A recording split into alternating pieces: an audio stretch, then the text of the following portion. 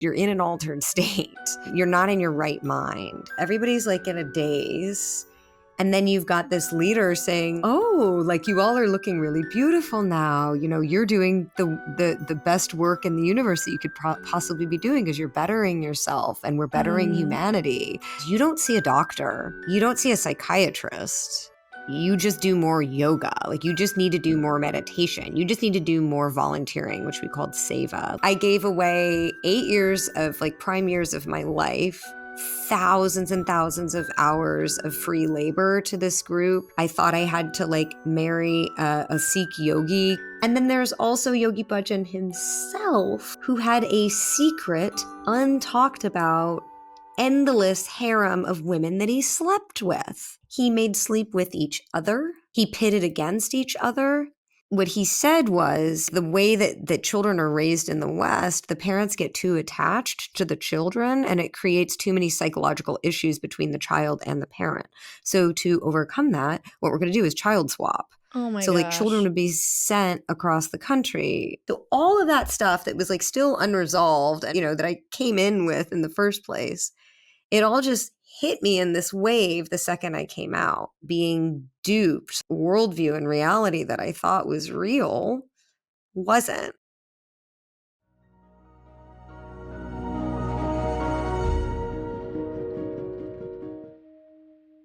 Hey, my name is Shalise Ansola, and this is Cults to Consciousness, where we discuss leaving high-demand religions and organizations and finding healing and independence through awareness and true individual sovereignty. If you're only listening on those podcast apps and you'd like to see our faces or any photos we may put up on the screen, please head to our YouTube channel at Cults to Consciousness. We love it when you guys interact with the posts. It means a lot to us. It means a lot to the guests. Of course, it boosts the algorithm so more people can see it, and we just love hearing from you.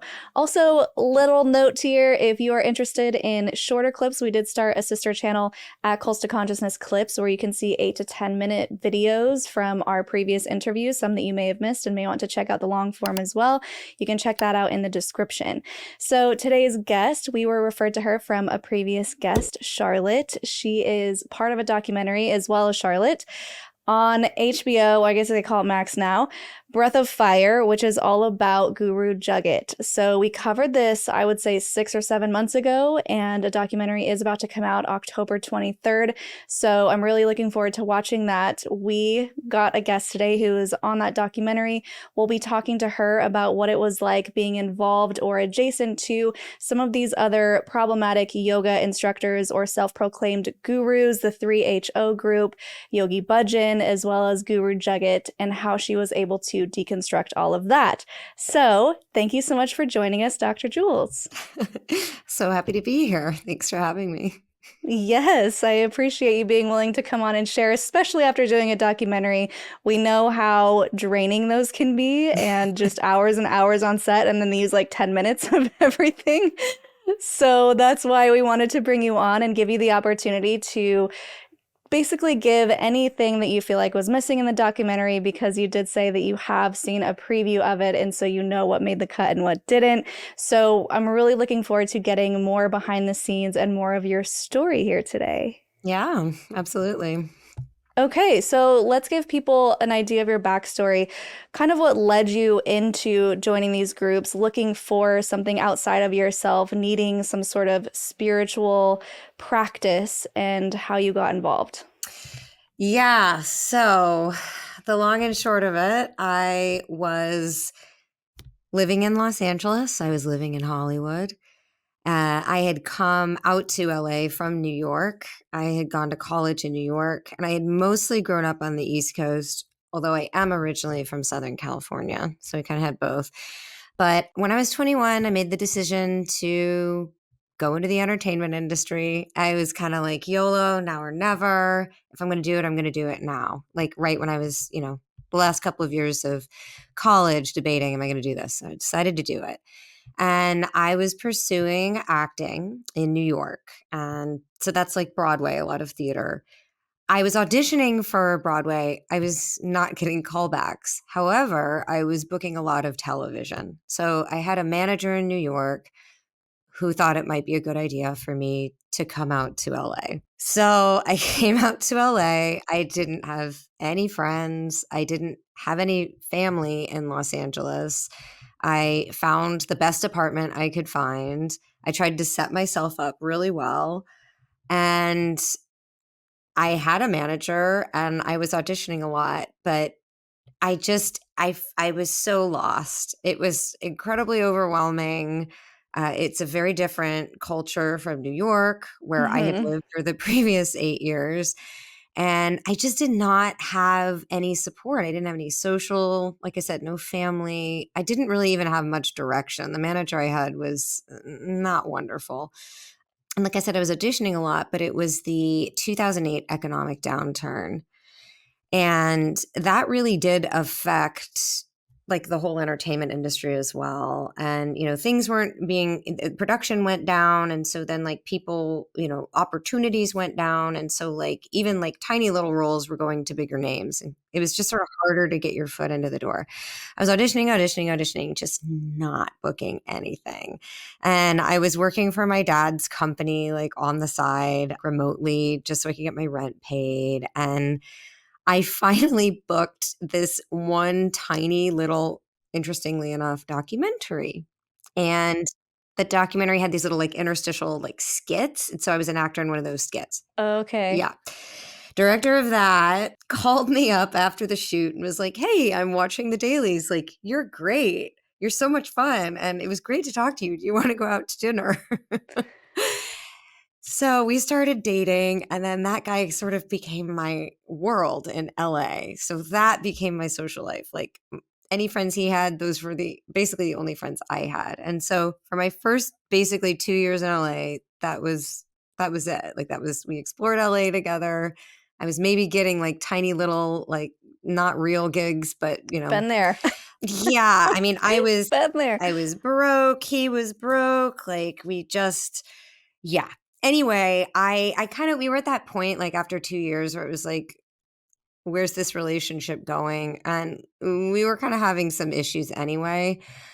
I decided to call it off. That was hard. It was hard because like we had something, but it was a breakup. It was tough. And I was just turning 27. So I moved to LA when I was 25.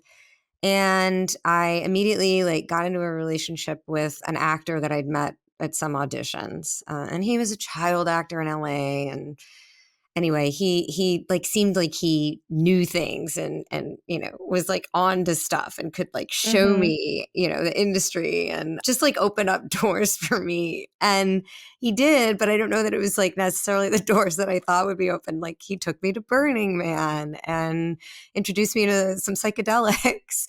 Um, very LA. Yeah. He then booked a film out of state and immediately started hooking up with his co-star. So we broke up. Uh, So it was like these two breakups in the same year. And then I'm like back at like, wait, I don't have any friends in LA and I don't have any work. And what am I doing? So I'm sort of like processing this like grief of like, where am I? What's my identity? And not only that, but I had 6 people that I knew, so 3, like, family members and then 3 friends, all die within it was Jeez. about a 6-month span, like, while so it's like breakup, death, death, breakup, death, death, death, death. So it was, like, just sort of all of this, um, at once that I didn't really have tools to figure out how to navigate what I was feeling. I didn't even have like, but there's no paradigm to put it within. Like, why do people die? What does this mean? Why am I crying behind my steering wheel driving on the 101? And, I kept hearing like yoga and meditation can be helpful. I had been introduced to yoga as a teenager and I really loved it. But I had like, I would go to like vinyasa classes and I had wanted to get more into meditation. I had kind of briefly been introduced to meditation through some of the performing arts stuff that I'd done in New York. And it was like really rad to me. Like, it was like, oh, this is like the next, like maybe this will help me to like navigate what's going on in my head and my body and like just try to figure this out. The second guy I broke up with, he had a friend who had a yoga studio in Burbank and they had a $40 unlimited first month special. I was like, okay, that sounds like a great deal. I don't have money. Like unlimited classes, $40, great. And so I was like, let me try them all out. So on a Wednesday morning, 8 o'clock in the morning, because I was having bad insomnia. Like I wasn't sleeping. I was like so emotionally upset. So 8 a.m., like I was up all night anyway. I went to a Kundalini Yoga class and it was very meditative. And I was like, oh, this is meditation. Like I think this is like what I've sort of been looking for. And towards the end of the class, like we were doing a meditation and the music just, it felt kind of beautiful and it all just felt kind of peaceful and something like shifted in me somatically. And I had just like one little tear like come out of my eye. And it was like, oh my gosh, I like felt something, but it felt different. It was like a different kind of release. It was like a somatic release. And I hadn't ever had that before. Through acting, you know, I found relief, like sort of emoting or using emotions as like Mm-hmm. colors, you know, through characters, which was incredibly therapeutic. But this felt a little different. Do you have any religious background going into this? Or are you coming from a place of atheism or agnosticism? Is this the only type of spirituality that you've kind of put your toes into? This is a really good question. So I grew up with I grew up with parents that were very religious. Okay. And so I grew up going to church once or twice a week. We went to Christian camps in the summer. We went to Christian retreats. I read the Bible cover to cover when I was like 10 and 11. Studied it, like had all sorts of like stickers and tabs and highlights. And I mean, I memorized, like I really dove in. So I think I was always very, you know, seeking in that, like, what is this? Like, what is the meaning? Like, why are we here? Like all of those things. What's the bigger picture? You know, I grew up with this culture of you go to church on Sundays. But when I got to be 13, 14, I remember like riding the school bus. Okay, there's Jen. Jen is not Christian. You need to go tell Jen, you know, about Jesus. Like this voice in my head telling me that, because that's what they tell you at church. Like, you know, Yeah. if you don't take Jesus Christ as your Lord and Savior, you're going to hell. So, and then I'm like, hey, Jen, you ever been to church? And, you know, and I was like, this is awkward. Like, just because Jen's family came from Asia and she's never been to a church, like, that doesn't mean, like, what? She's going to hell, like, for all of eternity? Like, damn it. Like, what? Like, all of a sudden, I was like, this makes no sense. And I don't want to be out here, like, having to preach Jesus to people. Like, I was just like, no, I'm done. So I would go with my family on Sunday because, like, I really had no choice. I'm like 13, 14, and I would skip Sunday school and just go to Starbucks. And that was bad. I was uh, drinking coffee, you know, it's caffeine. Like, ooh. wait, you couldn't drink coffee either? Mm-mm. Oh, I thought that was just a Mormon thing. Yeah, I don't know. My mother told me it was like really bad for me. I mean, to be fair, like now that I'm a doctor, like children do have a harder time metabolizing caffeine and it stays in their system longer. So like anyway, it's not great. But yeah, so like I just like I felt like such a rebel and I like, kind of like opened up this like freedom for me. Like my mother wouldn't let me get my ears pierced.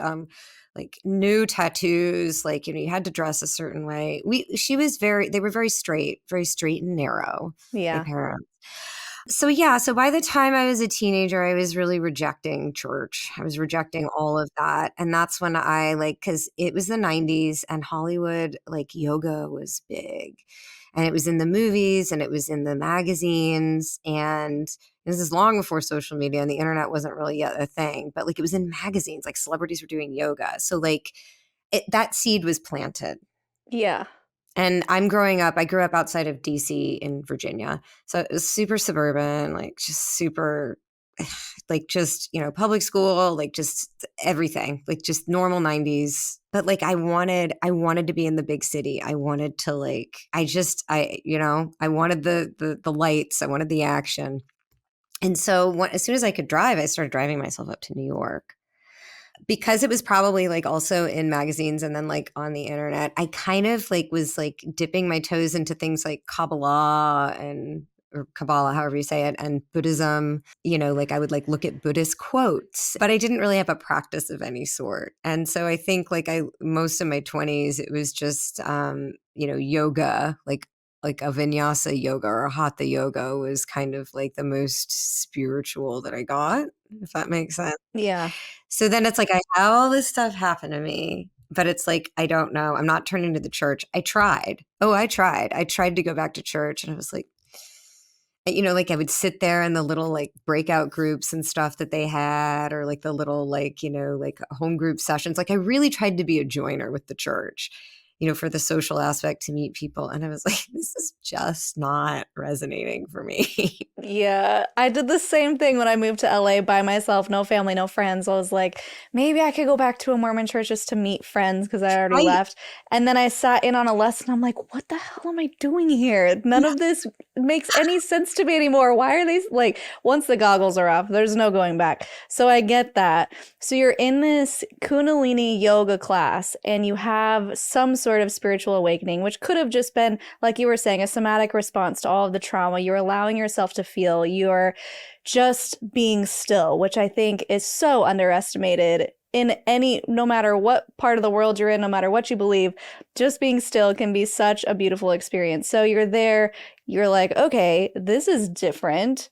I'm enjoying this. So what was it for you that you're like, sold, I want to keep coming back to this style of yoga? Yeah. And you make a really good point about just like sitting, closing your eyes, and just like being, Reflecting, yeah. or just not even anything, like just Yeah. listening to the music or the woman talking. Yeah. And I hadn't done that. That wasn't something that I'd really done. So yeah, exactly. Like like a little tiny bubble, like just came up and popped, and I had a tear. So I told a friend of mine who had done some really crappy, like not even B, C, like D-list films. Like we're talking, it was like Cinemax. I told her, I was like, hey, I had this yoga class experience. Like it was different. And she's like, oh yeah, Kundalini Yoga. That's how I manifested my car. She didn't have a great car, but that's how she got her car. She's like, that's how I manifested my apartment. She was living in like a converted garage. But like, I was like, oh. And she's like, that's how I manifested my boyfriend. He was like, a fire spinning Burning Man dude. I was like, oh. She's like, oh my gosh, yeah, like it's great. Like you need to come to a class with me. I think this is a good point to kind of mention to everybody what Kundalini is, what the origins are, what it's supposed to be, and then we can kind of compare and contrast to what Los Angeles specifically has turned it into with its own spiritual realm, if that makes sense. Yeah, there's a lot there to unpack. Yeah, yeah. You should come to a class with me. There's this studio. It's not far from where you live in Hollywood called Golden Bridge. There's this teacher. She teaches every day. Her name is Tage. Let's go on Thursday morning, 9 a.m. You'll love it. And I was like, okay, like I'll check it out. I remember like, because when I'd gone to the one in Burbank, like the teacher had like a scarf, like kind of like tied around her head. So I was like, Kundalini Yoga, okay, maybe they like have these scarves. So I had this like purple scarf that I like wore. I was like kind of trying to be like a semi like festival like Uh-huh. vibe.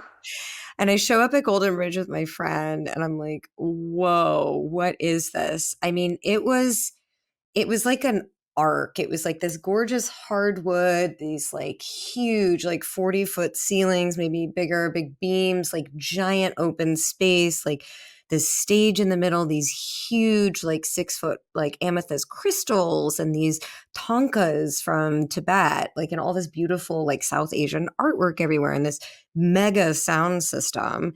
And they're playing this music, from like these speakers around. I mean, I'm with 150 other people, and we're all just like moving and breathing and like meditating and like singing even. And I was like, this is super weird, but it feels good. It feels like I'm part of something. Like it's moving somewhere, like something's happening here.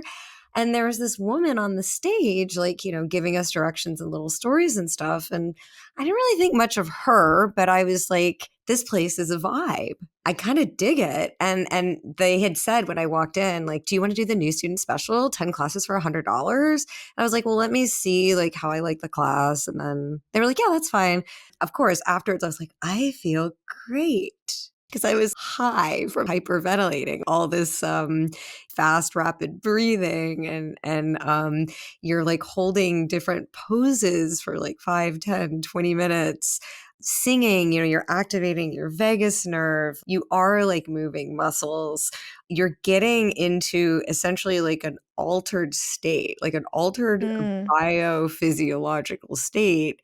And it's all like the entire ideology with it. It's like bypass, bypass, bypass. It's like, let's hold hands and focus on love, light, and happiness. Kumbaya. I was like, oh my gosh, yes. And everybody's like, yes, hi. And, I was in a vulnerable space. And for me, I was like, it didn't seem too saccharine. Like it didn't seem culty because I was like, oh, this is what I needed. I needed people like friendly faces, and I needed like something to take my mind off of my misery. Yeah. So because having looked back, you've been out for a while. What is Kundalini supposed to be? What are the origins? Because I feel like we've sort of appropriated it here in LA to be something different. Yeah, yeah, yeah. So, I think like being in LA, like again, it's like that production aspect of it. And like it always typically, like traditionally, like as taught by Yogi Bhajan, did have a stage like at the front. So it's like it almost like LA is a very big player in Kundalini Yoga as taught by Yogi Bhajan. Hmm. Because it's all about, this experience, this production, like who's there, the see and be seen aspect of it, the community, but like they make it very like I said, it was like a whole experience that this studio had sort of like made it. So Kundalini Yoga, as taught by Yogi Bhajan.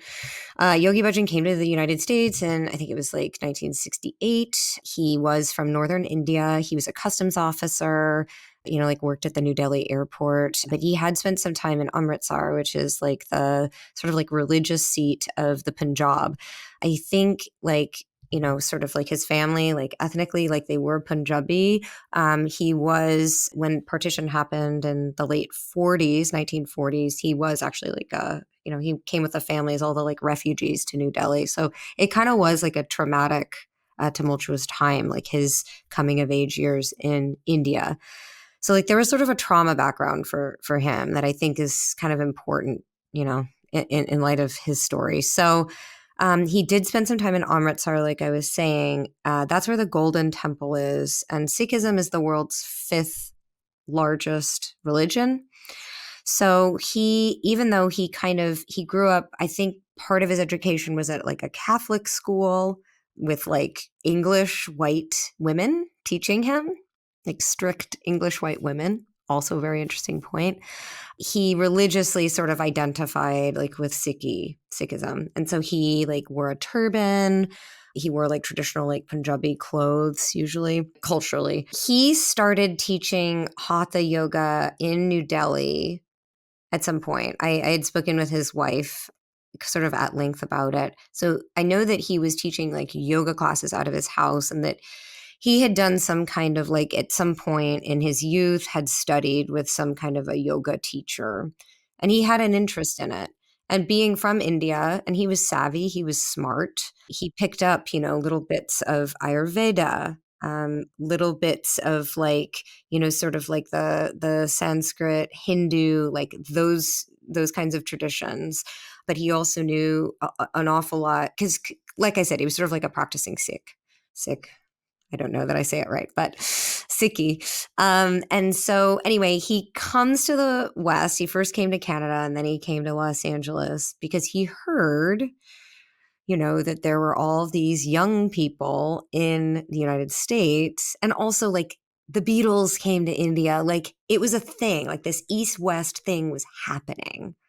Like there was a very big interest with the cultural movement that was happening in the United States. So he heard about this and, it was kind of like, well, maybe there's an opportunity for me there to teach yoga because that seems to be like a really like popular thing right now.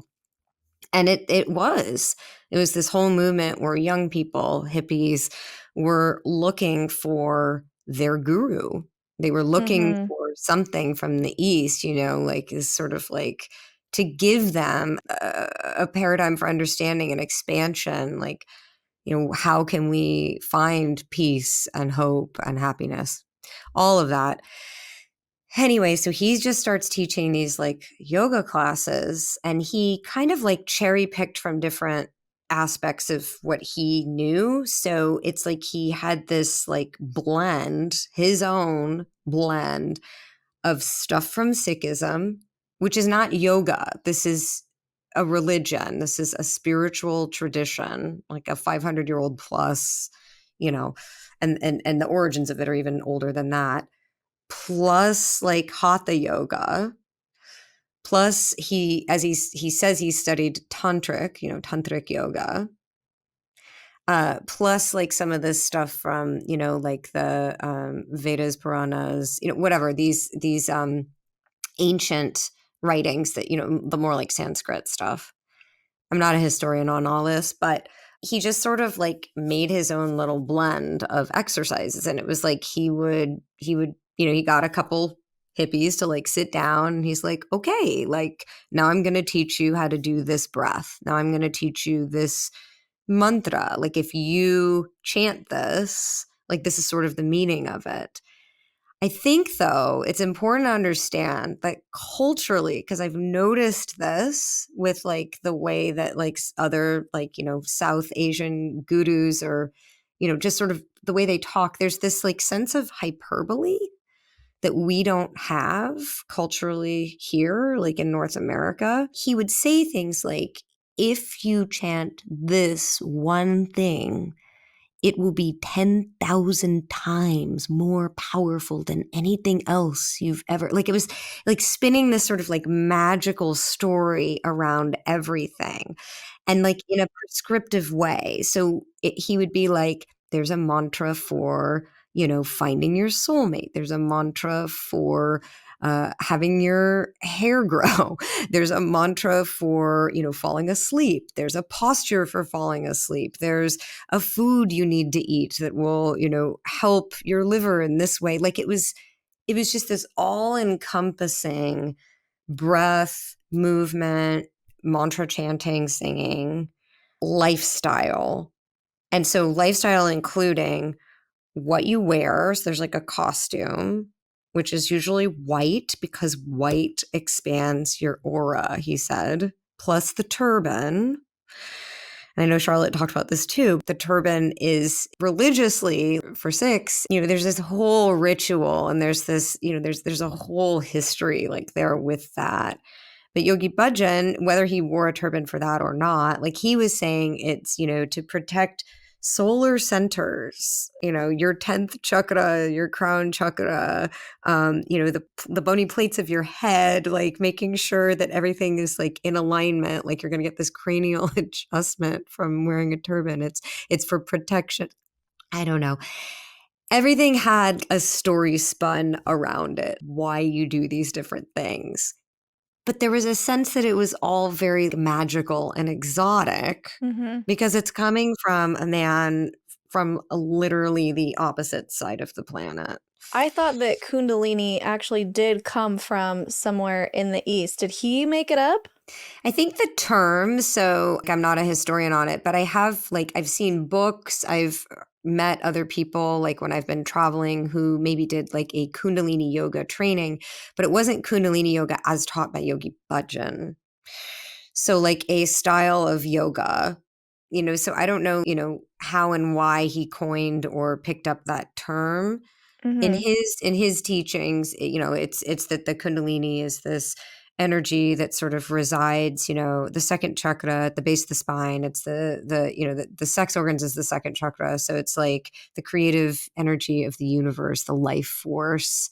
And you can awaken that and then energetically move it up through your chakras in order to bring power, energy, creative, like this like light force, like the, tapping into the force of the universe, like up through you to then become like enlightened up and out. Let's talk about the ways in which he used what seems to be beautiful, spiritual, sacred information that I'm not discounting in any way, shape, or form, and use that to control his followers or control the people who looked at him as if he was some sort of god, because it seems like that's what happened. Is he gained so much control and power and used it as sort of a crystal ball for people. If you follow me, this will happen to you, or if something bad happens to you, it's maybe because you're not following me correctly. Does any of that ring true for you?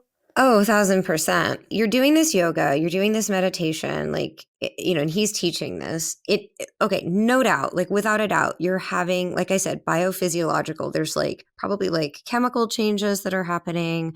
There's different like neural pathways that are getting activated. There's different like, neuromuscular, like all this like physical stuff. Without a doubt, like there are shifts that are happening physically. Mm-hmm. He is espousing this is doing this. This exercise that you are doing right now is expanding your aura. Why do you want to expand your aura? So that you can be bright, so that you can shine a light into the world. Why do you want to do that? So that you can uplift and elevate all of humanity. All of this is just deeply woven into the simplest pattern of breathing, or, a mudra, like how you're holding your hands. To go back to your question, it becomes this, you have this shift, you have this altered reality, this altered state you're in. Like I said, it's like you're like this like glassy, I mean, everybody is like it's almost, I used to say like having a conversation with somebody after like one of these Kundalini yoga meditations or classes is a really bad idea. Like it's almost like it's almost like a drunk text or a drunk call, right? Like you don't know what you're saying. You're totally inebriated. You're in an altered state. You're not in your right mind. So it's like you're there, you're with all these other people, everybody's like in a daze. And then you've got this leader saying, "Oh, like you all are looking really beautiful now. You're doing the best work in the universe that you could possibly be doing, because you're bettering yourself and we're bettering humanity. Keep coming back." Mm-hmm. You have to keep coming back. Keep coming back. This is how we're gonna change the world, and it's a nice idea. Yeah, until he starts saying, this is when you can and can't have sex with your spouse, or this is what you have to eat every day. So, what are some of those things that he would tell you guys to have complete control over your lives? Yeah, so I think, okay, so it's important to put in a context. So Yogi Bhajan actually died in 2004, but several of his students sort of became like these little like proteges, like little mini Yogi Bhajans. And, then their whole like branding and shtick is that, they are the most authentic, like direct, lineage, golden chain, they called it, to the master teacher that you can possibly, work with now. Okay, so he bred little mini cult leaders based off of his teachings. Yes. So immediately, like 1968, 1969, one of the very first things he did, he was like, we got to have ashrams all over the place, all over the country, all over the world. You're going there. You're going there. And he's like, go, go, go, like spread the word, spread the technology. And that was like also something that was just like happening. Like there were ashrams, that was like a thing that like people were doing, that hippies were doing, like in communal living. So prescribing a lifestyle, and then also but also making his students ahead of an ashram, saying like, you're going to be in charge of the ashram. He also had these group marriages. Like he would marry up to 70, I think maybe even 150 couples at once.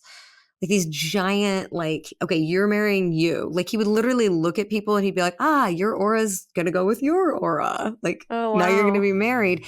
And so it's like this arranged marriage thing, but you're all just like doing yoga and like doing like work for us, by us at ashrams. And like, so this is how the whole thing sort of developed, his whole group.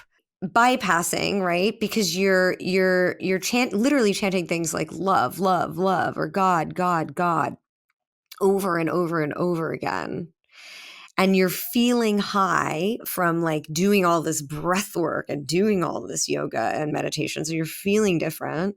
And then you're conflating all of that with whatever, like God, love, Yogi Bhajan, his teachings, and then the community, which he was like putting together. It got really insidious, and there's like so much that the documentary actually goes into about this. But there were things like, you know, the children got taken away from their parents like within the first year or two of their lives. Like, so of course you have to like be fruitful and multiply, right? So it's like have babies. This is how you can be most fertile. Like eat this. Like when are you guys having babies? Like he was very encouraging of that. Yogi Bhajan was. So there were a lot of children born. But so what he said was, you know, the way that children are raised in the West, the parents get too attached to the children and it creates too many psychological issues between the child and the parent. So to overcome that, what we're going to do is child swap. Oh my So like children gosh. would be sent across the country or, you know, even to a different country, but like a completely different state, completely different family. But that's only keeping everybody even more together because it's like your child is with somebody else in the group. So now you really have to stay with the group.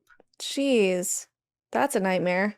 Yeah. I mean, among other things. But yeah. So the documentary talks a lot about this whole history with Yogi Bhajan. But he had these students, right, that then started teaching, you know, after he died. And, you know, I think the students were followers, so they were fully following this lifestyle. And by the way, nobody in this group is like wealthy or rich except the like people at the very top. And I think the documentary also goes into this a little bit, but there's like, you know, Yogi Bhajan had, so he immediately also, the first thing he did, he's super savvy, set up this like umbrella Siri Singh Saab Corporation. He called himself the Siri Singh Saab. That was his name. And so under that, he had a religious arm, a for-profit, and a not-for-profit. But the like religious was like protecting the other two. There were all kinds of companies that like you may have heard of, like Kettle Chips was a dharmic business, Yogi Tea, there was Peace Cereals. Anyway, the students of Yogi Bhajan, the cult members, were all very like, you know, they were taught to be industrious, to work really, really hard. And so, you know, I think ultimately like Kettle Chips got bought out by somebody bigger and so did Peace Cereals, but Yogi Tea still exists and it's still owned by Sikh Dharma International, which is Yogi Bhajan's lineage. I got a little off track. So Golden Bridge was run by a woman named Gurmukh and her husband Guru Shabad. Gurmukh became kind of famous because she was teaching Michael Jackson, Courtney Love, Madonna in the 90s, among other celebrities, Kundalini Yoga. And so she kind of developed a name for herself. She was originally teaching out of her house. Then she opened a studio on 3rd Street. Then she opened a studio in Hollywood. And then that studio moved again in Hollywood, but still like really big, beautiful, hundreds of people at the classes and events. Like it really like gained and garnered a whole following. It was a whole thing.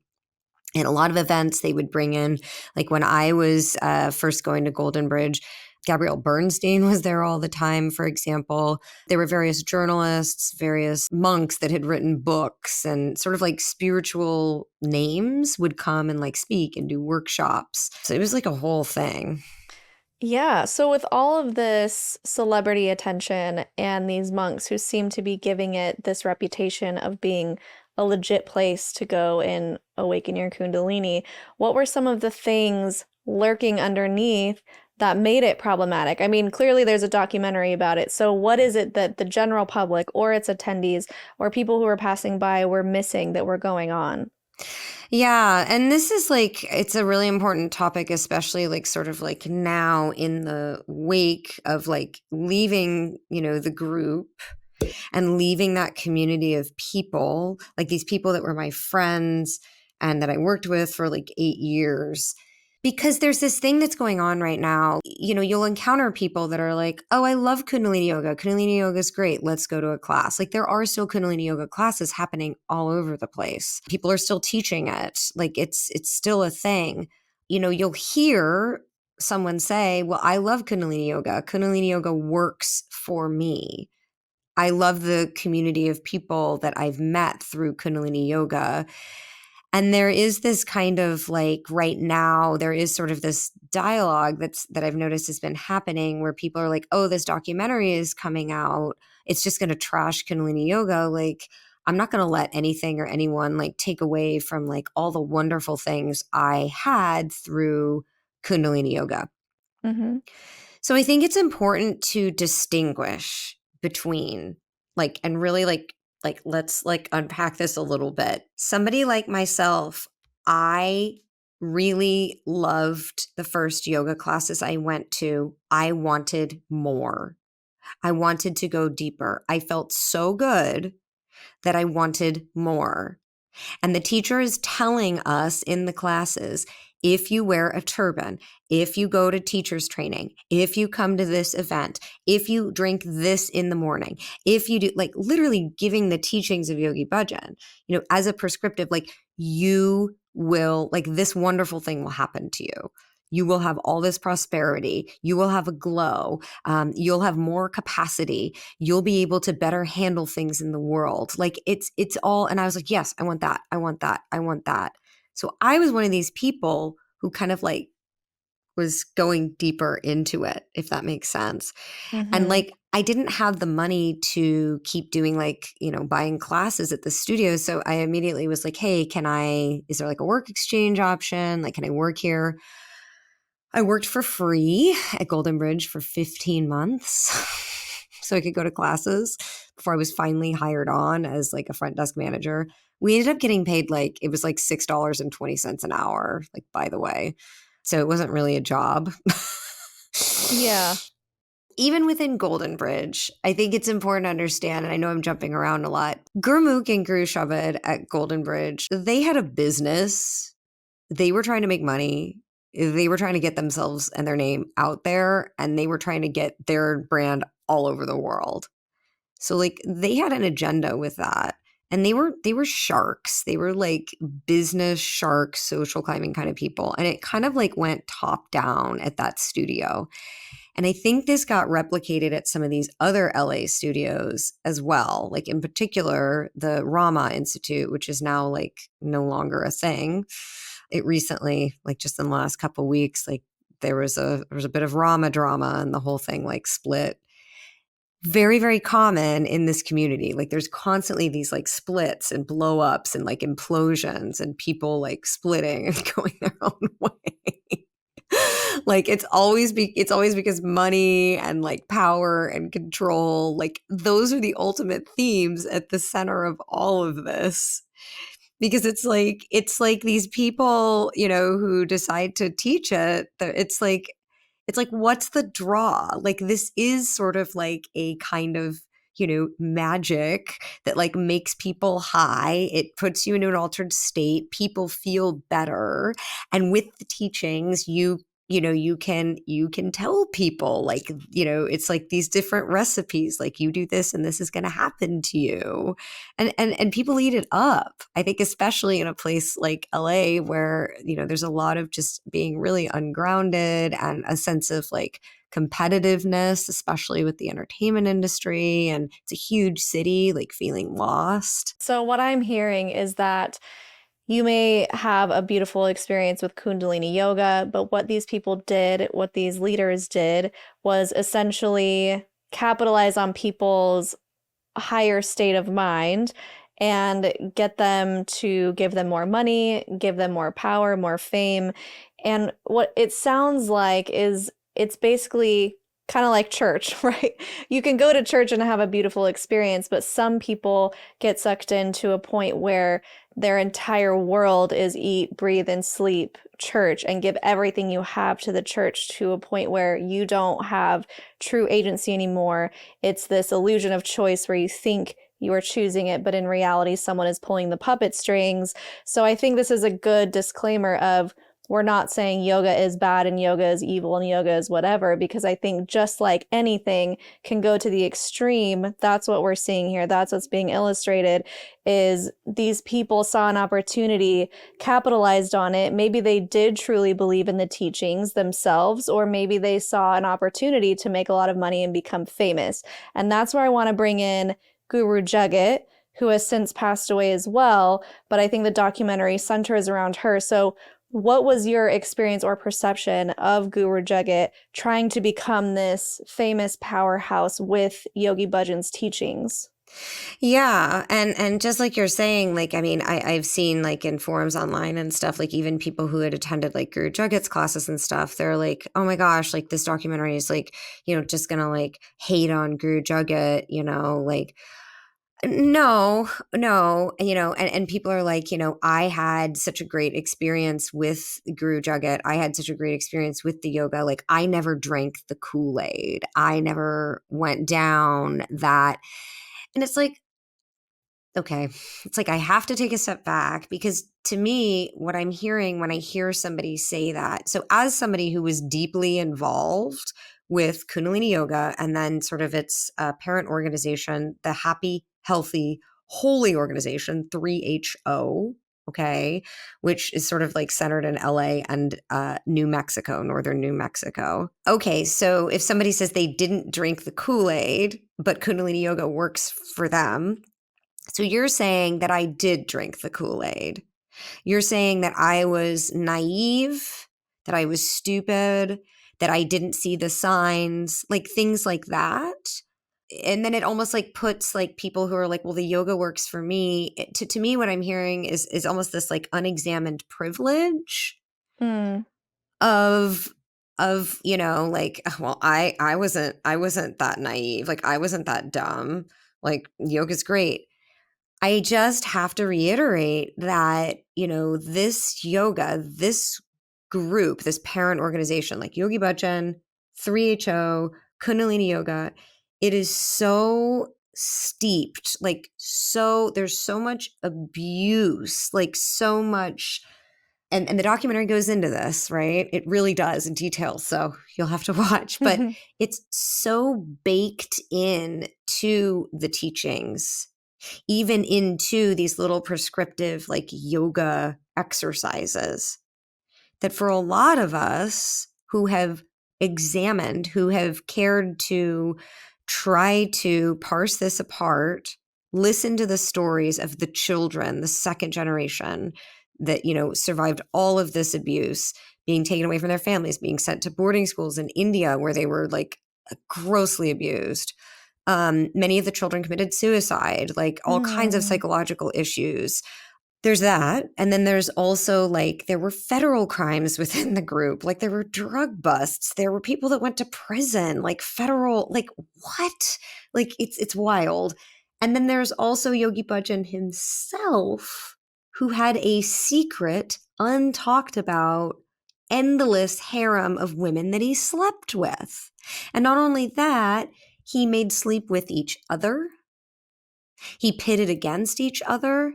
All of this is well documented. There's many court cases. There's a huge legal, like a big lawsuit going on right now, even. Some of the former women, who had worked for Yogi Bhajan, who were all very grossly abused by him sexually. Goes into detail with that. Anyway, it's like, how can you take anything that this man taught or said, like how, like it's just like people are like, oh well, like take the teachings, not the teacher, take the yoga, not the culture of it. Right. You hear that with lots of religions, like with Joseph Smith. Well, maybe he was imperfect, but the gospel is perfect. And it's like, wow. So I get what you're saying. That's why I was asking earlier if Kundalini is specifically a Yogi Bhajan thing, because I'm wondering if people can have a good experience with other Kundalini yoga classes or if it's all his stuff.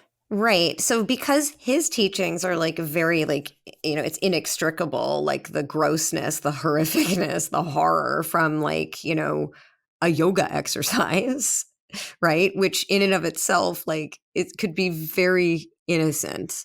it's breathing, it's moving. Like it's like bending over and sticking one leg back, you know, like it's very, very innocent. So there is Kundalini out there that's not in his lineage. I think the majority, though, of the Kundalini classes that you're going to encounter, like this brand Kundalini, is usually Kundalini Yoga as taught by Yogi Bhajan. So Got I it. really think it's important for people to just, I mean, examine this, like look at it. And it's like, for me, I gave away 8 years of like prime years of my life, thousands and thousands of hours of free labor to this group. I was broke. I thought I had to like marry a Sikh yogi kind of guy, like within the group.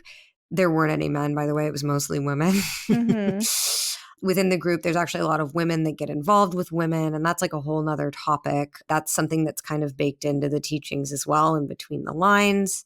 And I'm happy to talk with anyone about Hold that. on. Yeah. Hold on. You can't just drop that and move past it. So, baked within the teachings, women expected to get with other women. Well, this is what Yogi Bhajan was doing at the core, at the center of his group. And so, okay, sort of the hood ornament of Yogi Bhajanism, this Kundalini Yoga, is something called White Tantric Yoga Mm-hmm. that Yogi Bhajan made up. And it's there are a lot of like, it's very structured. It's a day event. It's got its own business. It like turned into its own like entity, like so it could be monetized. So they have these like 1 day and 3 day events for this meditation workshop. You know, that's sort of the business side of it. But basically, it's a very structured meditation that lasts all day. We're talking like 8 a.m. to 8 p.m. oftentimes, or 8 a.m. to 6 p.m. And you're meditating for hours. You have a partner that you're meditating with, and then the partners, you're all in these little lines. And then that's like closely monitored by people around the periphery. There's like lines of tape, like it's all very geometric. It's an experience.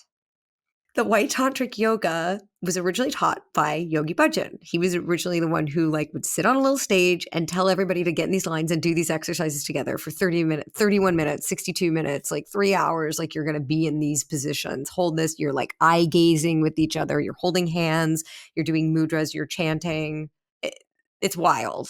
Partner like meditation. It's a very, very intense experience. Talk about getting spaced out. Like that totally like wipes it gives you a brain injury. Okay. No, you're literally injuring your brain for hours. And I could talk about that, but he, in making this like entity of White Tantric Yoga, like this business, this thing that's going to be like another business, another like moneymaker, he said, okay, well, we're going to need to have people who are going to facilitate this after I die. So what he did is he had all these videotapes of him teaching these White Tantric Yoga directions, these exercises for these workshops, videotaped. And there's hundreds of these videotapes. So there's hundreds of courses. Okay. And then who's going to facilitate? The facilitators were all his secretaries, his sexcretaries who worked for him for free and were all like his harem, like just that he could have sex with whenever he wanted. Those were the facilitators because they were the ones who could like reflect his energy and like have it, go to the group. Okay, so I'm trying to read between the lines here. So Okay, but these are women who were told that they had to sleep with other women. Like this is something that he would do. He would notice like there would be like a dynamic going on. Like, of course, jealousy, or somebody would be having like, some sort of like a panic attack or a mental breakdown because they're in a cult and there's cognitive dissonance and they realize that this person that they think that they're in love with, who's their teacher. So they're doing this like dharmic duty of like, having like horrific, like, like sodomizing sexual acts done on with like, so someone would get upset, okay? A woman would get upset, one of his secretaries, and then he would be like, oh, well, all you need is, for this woman to give you an orgasm. okay. So Also, Yogi Bhajan taught that gay male sex was like completely like not something to do, like completely like, just that was total like no, completely off limits. That's However, interesting. women could sleep with other women. Yeah, that's really interesting in a space where it's supposed to be enlightenment, light and love, and then you have homophobic practices baked in. That's something that I haven't seen before. Also, like I think within like Sikhism, like, they don't like as a religious tradition, like they recognize like a man and a woman getting married. Like that's just traditionally like there's a lot of cultural around that as well, the whole history.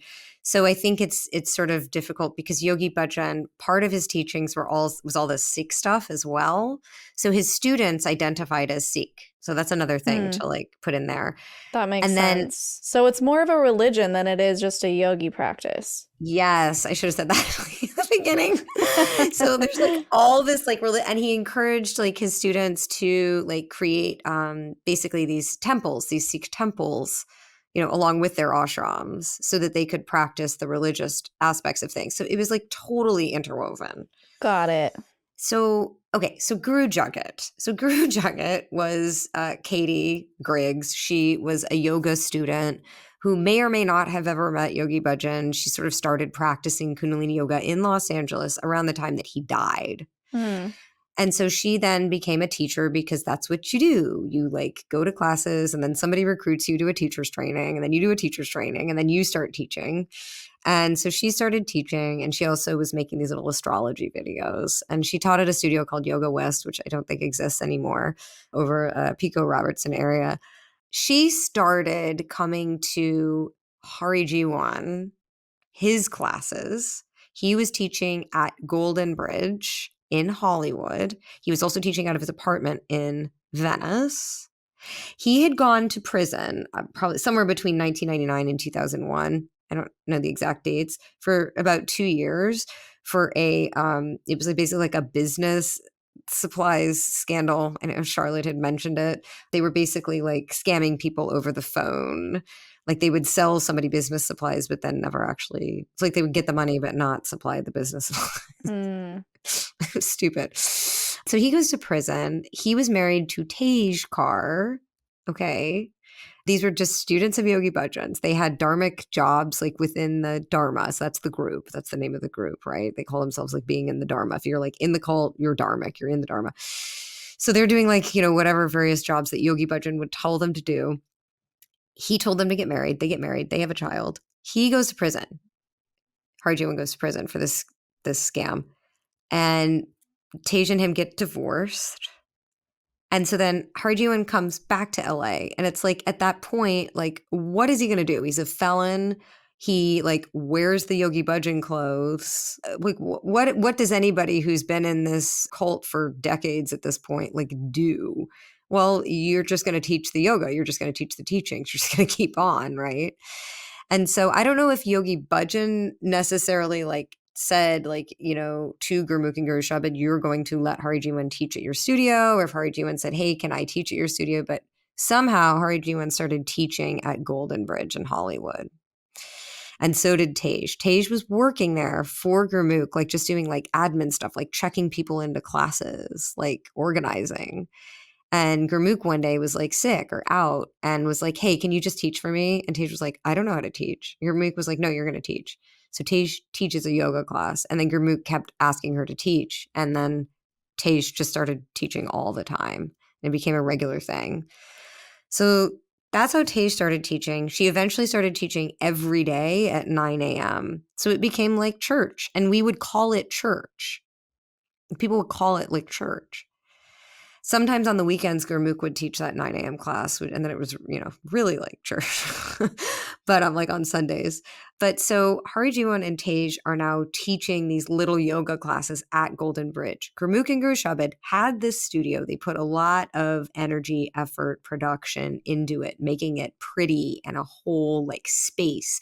And they would have like these community dinners, you know, like on Sunday, like come to the yoga class at 5:00 and we'll serve you a free dinner afterwards in the Sikh tradition of langar, which is like a free meal that they give at the temples to anyone who comes. So like it becomes this whole thing. You're socializing with people. It becomes a community. So, you know, people, it's starting to kind of like gain a little bit of momentum. Tej Hariji one teaching. Mind you, they're divorced. They're no longer teaching. Tej is starting to really gain a following because she's there every day at 9 a.m. Like it's a class. Katie Griggs was doing the same thing at Yoga West, teaching every day at 9 a.m. Like it's a reliable thing you can go to. Like you don't have an audition, you don't have a job, like you dropped your kids off at school, whatever it is, go to the yoga class, feel good, get high from the yoga, and then you can go on with your day, right? Like go see your friends, get high from the yoga, and you'll feel great the rest of the day, you know, because that's what they tell you. Like come in the morning and anyway, it's part of the teachings. So Katie was teaching and then started coming to the Hari Jiwan classes because Hari Jiwan offered the gong. He started like using the gong, which Yogi Bhajan also used, but he really got into the gong and he got into these longer meditations. And Hari Jiwan also was like, let's do these like special, longer, these rebirthing meditations that Yogi Bhajan taught. Like Hari Jiwan was like kind of like a really like, let's see how we can like, you know, he was constantly trying to figure out a way to market to get more students, more money, more bodies in the room. Anyway, Katie started coming around to Hari Jiwan's classes, workshops, and teacher training events.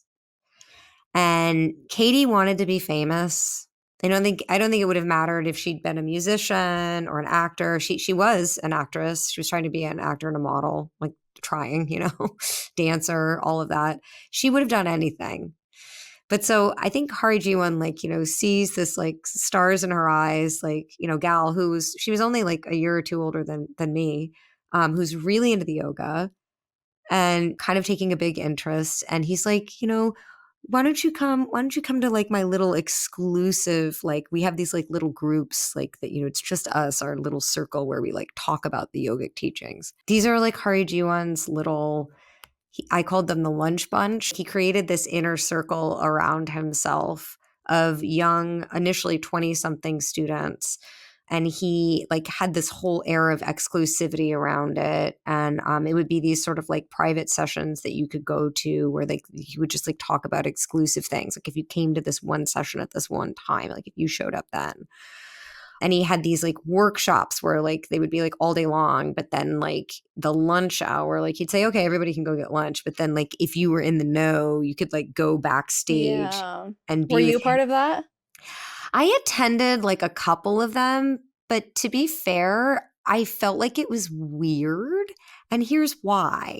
It was Hari Jiwan and he would always say like really strange things. He would talk about like aliens and how like he was a walk-in and how like he'd been abducted. And he would talk about like, you know, the reptilian people, or he would, what really got me is one time he basically went on and he was cursing the whole time. He was like, fuck 3HO, fuck, you know, all those like the Kundalini Research Institute, like the very people who were giving him his authority to be a trainer, like to teach Kundalini Yoga. Like he was basically saying like, you know, screw those people. You don't need to be involved with those people.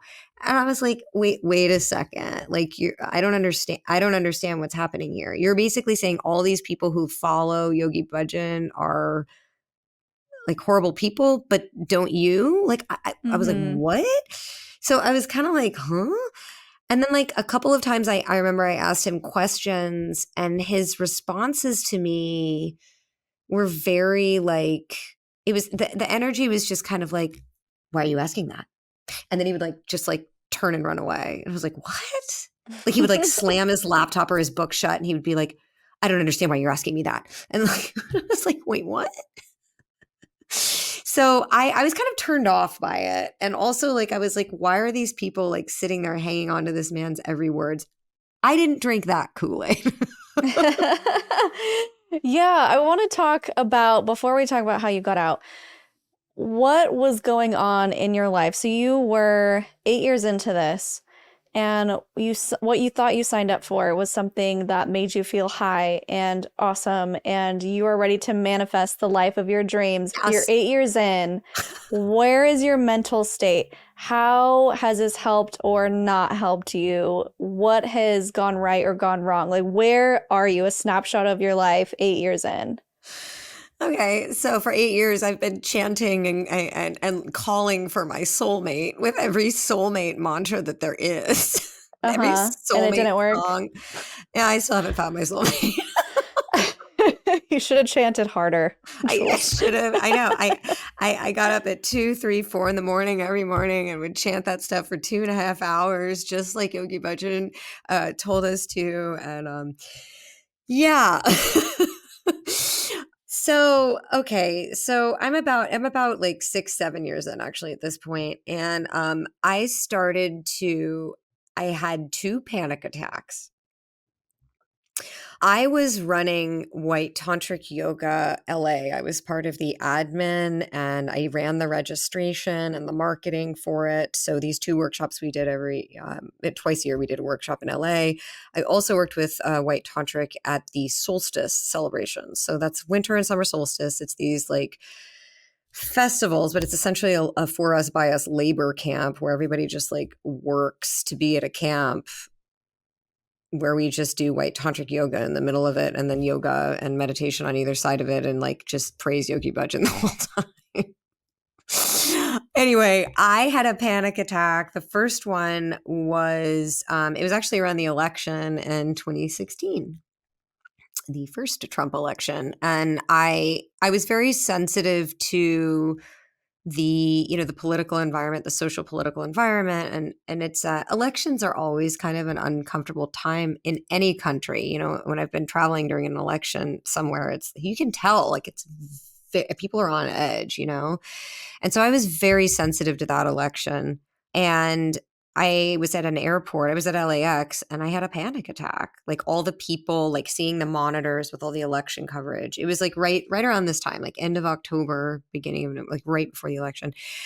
And they told me I couldn't board my flight because I was like crying and having trouble breathing. And I mean, the truth of the matter is I was sleep deprived. Like, because in Yogi Bhajan land, and Kundalini Yoga is taught by Yogi Bhajan land, you get up at 4 in the morning or 3 in the morning, you take a cold shower, and then you meditate for 2.5 hours. Oof. You're supposed to do your banis, which is like a Sikh tradition, which is actually really beautiful.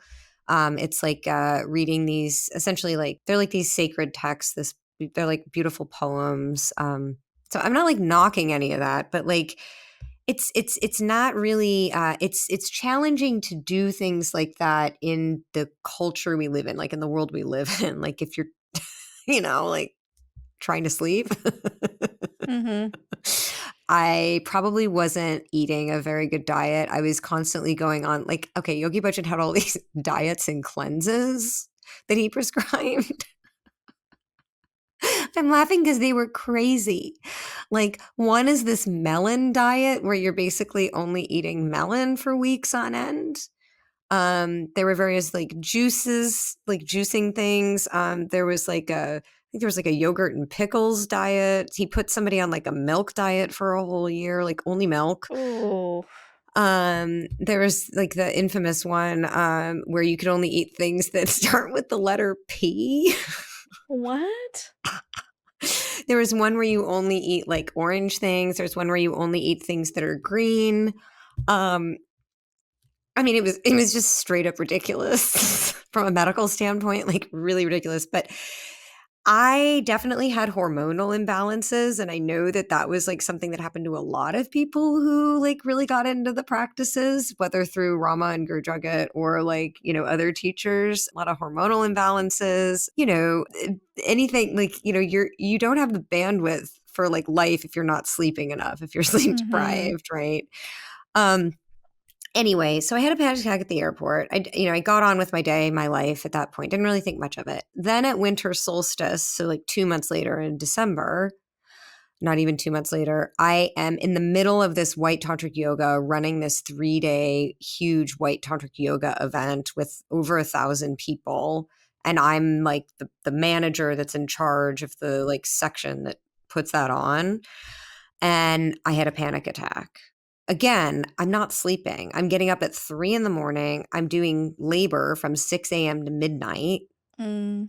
And I'm camping in Central Florida on a lake, like in a tent and a sleeping bag. Like, so no, I was just like super exhausted, like super out of my mind. So I had a panic attack and I was really embarrassed because that was like around everybody. And it was sort of at the like pinnacle of this event that I was like putting on. And so I came back to LA and I wasn't even able to go see my family for the holidays for Christmas. I just couldn't. I like didn't have the bandwidth for it. And I got online because you don't see a doctor. Like you don't see a psychiatrist. You just do more yoga. Like you just need to do more Mm. meditation. You just need to do more volunteering, which we called seva. Like you just need to do more. Like you're not doing enough. If you're having That does sound issues, like religion. yep. So yeah, and then it's also like what's wrong with me? Like what's wrong with me that I'm having this experience? So anyway, it's the cognitive dissonance. Like my body was screaming, "What the hell are you doing?" But I am so brainwashed that I'm like, "No, I have to keep going. Like I have to stay with this. I'm not doing enough." Yeah. So I get online and I start researching, how do I get rid of panic attacks naturally? Because I can't go see a doctor. I didn't have insurance. I didn't even have car insurance. I don't know how I lived. But yeah, I didn't have insurance. So I found the Stanford microdosing studies with psilocybin and LSD. Now, I'd never done LSD acid, but I had done psilocybin with that guy who took me to Burning Man right before I joined the cult. So I'd had these experiences and I was like, I like mushrooms. And I was like, well, I don't have to tell anyone. What sold me was that the Stanford studies it was microdosing twice a week. So like 72 hours between, so that like all the substance gets out of your body, is metabolized out. And you do it for 6 weeks. 6 weeks is 42 days. In the Yogi Bhajan cult, in Kundalini Yoga, you do something for 40 days to break a habit. Mm. So I was like, 40 days, 40 nights. Like it's all I was like, okay, I'm sold. Like I can do that. 6 week, great. Perfect. I'm going to do it. So that's what I did. I contacted a friend whose partner, that I thought maybe might have a hookup to some psilocybin. And I microdosed myself for 6 weeks, but I did it with a lot of yoga, a lot of meditation, a lot of journaling. But it changed my perspective like just enough that I was like, wait a second. What the hell am I doing? Like, what is my life? Like I was like back at that point. And I mean, it felt like the corner of a room, like that corner, like up there, like any corner room, like you're like at a wall and there's a ceiling. Like it felt like I had like nowhere to go. Like I couldn't go right, I couldn't go left, like I was stuck. And the psilocybin like just gave me enough perspective that I realized I was in a corner. Mm. Then I had the privilege of, via somebody I'd met through the community, of getting to read the manuscript of Pamela Dyson, which then became her self-published little like memoir book, White Bird in a Golden Cage. And that got self-published at the end of 2019, beginning of 2020. And she, kind of details how Yogi Bhajan had a lot of unsolicited sex with her, Mm. gotten her pregnant, how she had a dangerous abortion, all of this. Wow. So I read that and I was like, and I read it with her. Like she was sitting there while I was reading this. She's like, what do you think of my manuscript? And I'm like, wait a second. Yogi Bhajan was asleep? Like what? What? I just couldn't even, yeah.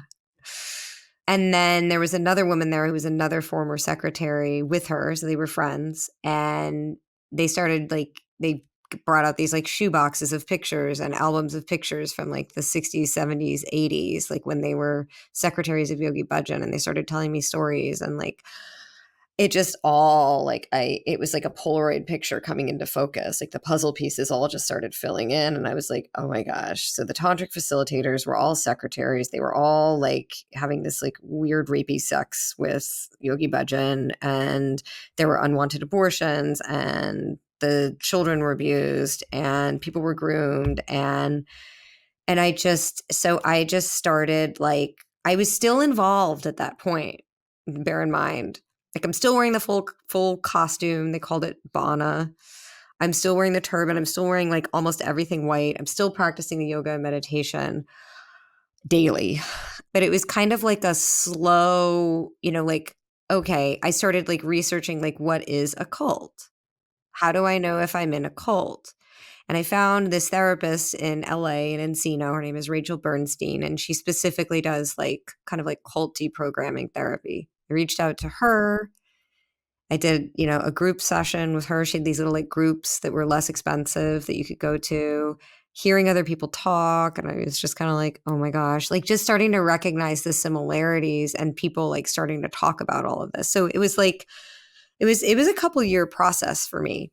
Hari Jiwan then married one of his students. Like Hari Jiwan married another one of his students. He had married one of his students before, they got a divorce, and then now he married another one. But she was like my age and my friend. And she also had been married to like another one of my friends, like within the group, within the yoga community. And I was like, wait a second. They just got divorced. Like this guy and girl, my friends, they just got divorced. And now like a matter of weeks later, it was announced that she was married to Hari Jiwan, and they have like a 35-year age difference.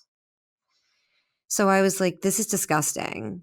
Like this old man it might even be a 40-year age. I was like, no, no, no. Like I see what's happening. This is like Yogi Bhajan all over again. Mm. And so I started hanging out with him, the guy, the ex-husband of, because we were friends. We started dating, hanging out a lot, sharing our stories. He was sharing like his inner circle experiences with Hari Jiwan. I was sharing my inner circle experiences with Tej, because Tej was like my primary teacher. And we both were like recognizing how insane everything was, like how just crazy the whole thing was, how abused we both were. And we kind of just grabbed each other's hands and jumped out of the airplane together. Wow. Yeah, so we fled LA. I left LA, and that was a really big part of me, like getting out. Was getting out of that environment, out of being able to socialize with those people, and all of that, like not being able to go to the temple, not being able to go to those classes. Yeah. I cried so much. Like there was so much grief when I left. It was so like, because for 8 years, all like my entire friend group, my whole social group, my family, I called these people my family, like it was gone. I mean, I still had like my friends, but like I would try to like tell them, I was like, wait, this Yogi Bhajan did this, like these things happen. And people were like, what are you talking about? Like, no, he didn't. And people would get like really angry with me. Yeah. So like I just stopped talking about it. And then, but I'm like, like I didn't have, so I'm in San Diego, where I still am. I didn't have any friends here, but I had my parents. And, I remember sitting my parents down like the day that like I officially like moved it back. And I was like, hey, so I think I was in a yoga cult in LA, like all that yoga stuff I was doing, that was a cult. And they were like, okay. Like, they were like, we're happy that you're home, like, great. They did, it just wasn't a big deal. And I was just like, okay. But I would spend just hours in my bed, just crying, just feeling all this grief, because it was like everything in my life up to when I joined at like age 27, 28, when I got into the group and started the practice of Kundalini Yoga. Like I had been through, some adverse experiences, some, sexual assault, a lot of sort of like trauma within the entertainment industry. I'd been through a good amount of like sort of like potentially like traumatic stuff up to that point. I'd worked in the financial industry at one point, which was horribly abusive to young women. But anyway, like anything, those breakups I'd been with, gone through, like the deaths, all that stuff, like it was still unprocessed. Like it was still there because I had just Mhm. been bypassing everything for 8 years.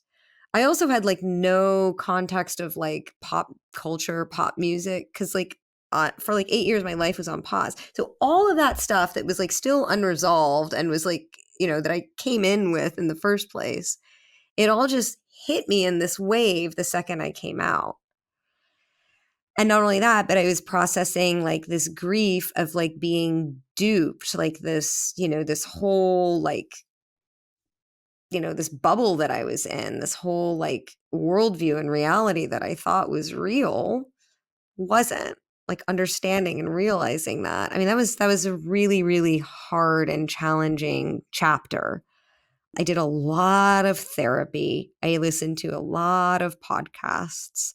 I read a lot of books and articles just trying to understand, like, okay, Cult 101, like a primer, like, how does this work? What did I get myself involved in? How did I? And yeah, I think like therapy was really, really important. I didn't know what I wanted to do with myself at that point, but it had been suggested to me. My grandfather was a doctor, and I had had like all these like medical issues, mostly endocrine, like hormonal stuff. A lot of it probably, got really, like I said, flared up during the yoga practices because they were so insane. Like it really tanked my health. Yeah. But so I had started seeing licensed naturopathic doctors because it had been suggested to me, and it was sort of adjacent to this sort of like alternative, like natural, like yoga, kind of like fits in with it, right? And I had also worked at UCLA Medical teaching that yoga and meditation for studies where they would then like scan people's brains. Like they would do like various imaging and various like inventories to like get data on how well the yoga and meditation was working. So like I kind of had this like I had already sort of like dipped into medicine a little bit. So I had that background, and my mom was like, why don't you look into graduate school? Like that's always an option when you can't figure out like what you're going to do next. It is, I mean, it is, why not? And I was like, okay, I can always just try it. And if I don't like it, I can leave. And so I applied there's a naturopathic medical school in San Diego. There's two medical schools. There's UCSD, which is, standard AMA, like an MDDO. And then there's Bastyr University, where I went, which is NMDs or NDs, naturopathic doctors. There's also a school for doctors of acupuncture and Chinese medicine at Pacific College. Anyway, so those are like the medical schools here. And the naturopathic resonated with me. I applied. They didn't have a ton of applicants. Like it's a very niche thing, And I got in, and so I started classes. And then immediately it was the pandemic. Mm. So even though I didn't like, I was like, I'm not going to continue with this. But it was also like, what am I going to do? Go back to the entertainment industry? Like everything is shut down there. So people were like, oh, just continue with the classes. Like, even if you don't like finish out your first year, like at least you'll have this background, and then you can go, like, you could be a physician's assistant, or you could be like, a nurse, or you could like, there's lots of things that you could do just having had these like core medical science classes that you've been putting yourself through. Anyway, because of the pandemic, I ended up sticking with it because everything went online. It was all on Zoom. It became very like easy for me to do. I don't know that I would have actually ended up finishing graduate school had it not been for the pandemic. And yeah, I at that point I was like so invested with it. I started to really like it. I started to really see how it was something that maybe was a really good fit for me. And, it's very rigorous. Med school is like, it's a whole thing. It's a very, very intense training. But I really liked helping people. And I had all this background in like the yogic science, which there's physiology that's part of it. So it was kind of this like, it sort of like felt like a natural progression. Anyway, I now have my own practice here in San Diego. I work with another doctor, and I treat complex chronic illness. Wow, what an interesting transition, like you said, from something that is so physical and somatic to now understanding the complexities of why that was so effective and how it got twisted and how it kind of took a turn for the worse. I think what a great background to really dive back into your past if you choose to pick it apart and understand what was going on there. Yeah, like when I was going through all the prerequisite classes and then the actual like med school, like the core science, I was like, oh my gosh, that's what was happening. Like that's what it means to like, you're activating the vagus nerve. This is like how the hypothalamus like communicates the pituitary, and these are the signals, and like it all just kind of, these are the nerves of the body. Like it all just, yeah, exactly. So in that sense, it was kind of healing, because like Yeah. I could see it from a scientific standpoint and be able to put it into that framework of, okay, this is what was happening to me. Like I was in a state of on fervor because I was like physiologically altered, and that, so it did like help me to like parse it apart. Yeah, it probably demystified it. It took the magic away when you can really understand biologically what's happening. Exactly. Exactly. Exactly. And then also, all the people behind their screens during the pandemic, everybody in the community, the yoga community, started sharing their stories of abuse and sharing like what they knew and the history. And we all kind of collectively, those who had been really involved with Kundalini Yoga or Yogi Bhajan's group, 3HO and Kundalini research and all that, we all started like chatting and getting together online, like these Facebook groups, Instagram pages, things like that, and sharing and understanding together what this was. Yeah. Wow. That's quite the journey. Thank you so much for sharing with us, Jules. The last thing I need from you is your Linda Listen statement, your sassy statement, or something inspirational. Up to you. Linda, listen, not every yoga class is what you might think it is. Sometimes you might need to check yourself and make sure that it's just yoga and not something maybe more insidious.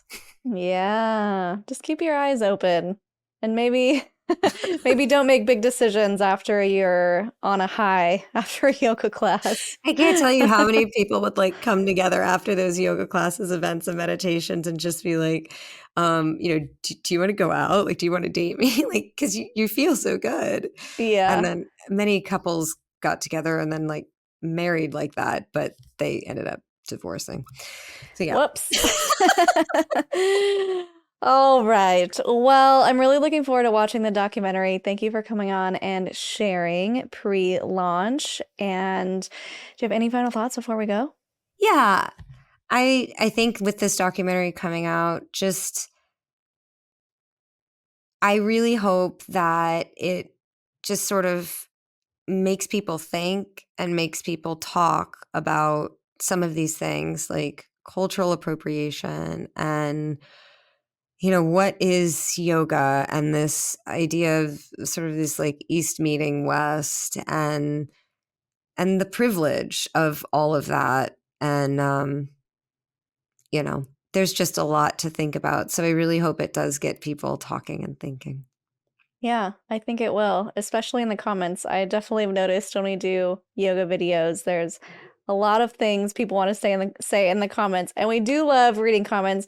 Remember to keep them respectful. It's okay to disagree, but everyone reads the comments, even our guests, and let's keep it constructive. Let's leave those words of encouragement for Jules down below and thank her for sharing her story and anything you want to add about what you thought about the documentary once it comes out. And if you want to reach out to her on Instagram, it is private, but her @ is J to the Ools. It will be linked in the description down below. You can become a patron if you'd like, patreon.com/cults to consciousness. You can find our merch at cultstoconsciousness.com under the merch tab. We have our Sorry for What I Said When I Was in a Cult t-shirt that is our bestseller, and it's a fun one. If you have any ideas for merch, I'm all ears here. And check out our sister channel if you'd like, the one with shorter clips, Cults to Consciousness clips, also in the description. If you like this video, I will link 2 more down here below. You're definitely going to want to check out the ones we did with Charlotte. And until next time, follow your highest excitement, be conscious, and be well.